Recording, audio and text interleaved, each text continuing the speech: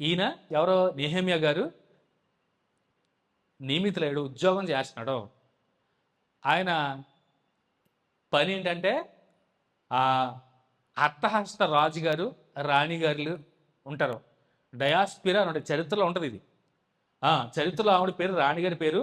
అంటే చక్రవర్తి గారైనటువంటి అర్థహస్త రాణిగారైనటువంటి డామస్పియా ఆ రాణిగారి పేరు. ఎందుకంటే ఇదంతా హిస్టరీలో ఉంది, బైబిల్లోనే కాదు.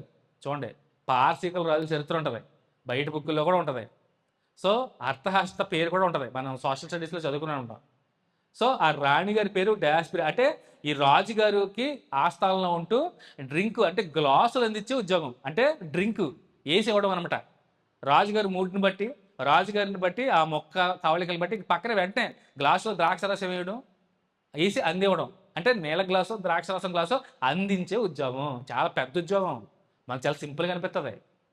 ఆనాటి రాజుల కాలంలో రాజు ఆస్థానంలో పనిచేయడం అంటే ఈరోజు సెక్రటేరియట్లో చేసే జాబ్ లాంటిది అనమాట, ఒక రకంగా చెప్పాలంటే. సో మా ఆషామాషి గ్లాస్ అందిస్తాం కూడా ఉద్యోగం అంటే చాలా పెద్ద ఉద్యోగం.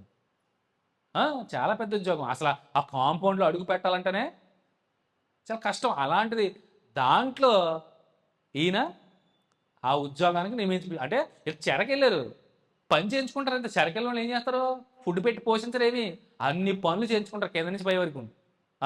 గ్లాస్ అందించేవాడు ఒకడో, చెప్పులు తొడిగేవాడు ఒకడో, రాజుగారికి ఇసిరివాడు ఒకడో, రాజుగారు బట్టలు చదివేవాడు ఒకడో, అన్నీ రాజుని పైనుంచి కింద వరకు ఒక రకంగా చూసుకునేవారు అన్నమాట.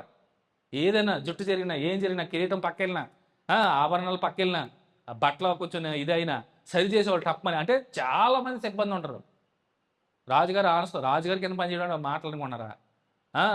రాజుగారి దగ్గర పరిగెట్టుకొస్తారు, తుమ్మినా పరిగెట్టుకొస్తారు. రాజుగారికి ఇంకా చెమటలట్నే ఇంకా మామూలుగా ఉండదు ఇంకా అసలు.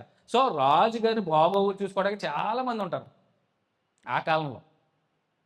సో అలాంటి, అంటే బానిస బతికే, కానీ పనులు చేయించుకుంటారు. అంటే బానిసల కింద చేసుకుని సేవ చేయడమే.